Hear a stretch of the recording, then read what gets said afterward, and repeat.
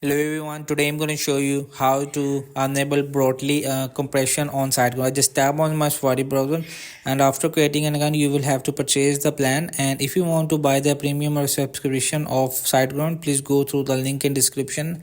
And more side speed gains or as brotli is a next generation compression algorithm developed by Google as a successor and to the popular gzip method that we had running in our server for ages. And how much faster is brotli compared to gzip?